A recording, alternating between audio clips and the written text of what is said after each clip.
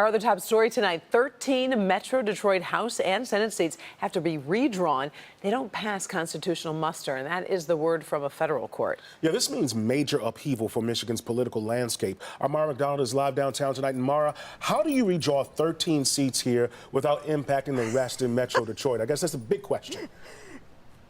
Damon, you're asking what absolutely everybody is asking right now, especially those people who are currently sitting in those seats. And the answer is, I don't think you know how you're going to redraw them without impacting everybody. And to be clear, I'm talking Wayne, Oakland, and Macomb, not outstate, but the potential for seismic consequences here, especially for those who are currently sitting in those seats, it's big.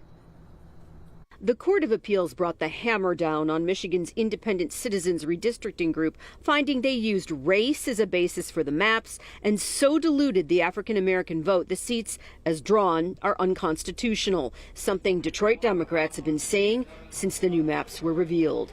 If you look at this opinion from Judge Kethledge and the three judges, if you looked at this, if you read this, it's really damning what happened. Secret meetings, a lack of transparency, using racial quotas, breaking basically the U.S. Constitution.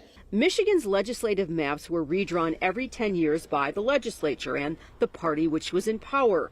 In 2018, Michigan voters approved taking that power away from the legislature. The complaint was the process was too political and gerrymandered and giving it to a citizens commission. Well, the maps the commission came up with are bungled and worse than any the legislature drew and don't pass the legal smell test. 13 have to be redrawn.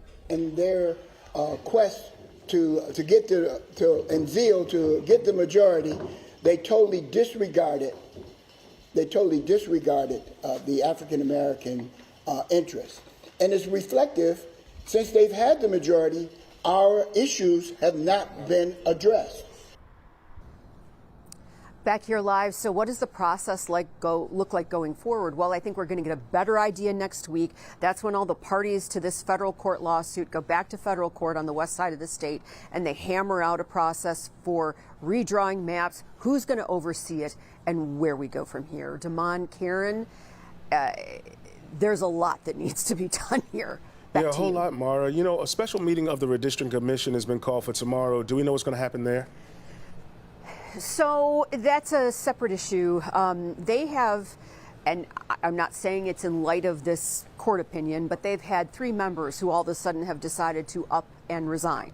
So they're going to have to fill vacancies. They're also going to have to do some contractual stuff, but I don't see how they go through this meeting tomorrow without addressing this court opinion. Yeah. Back to you.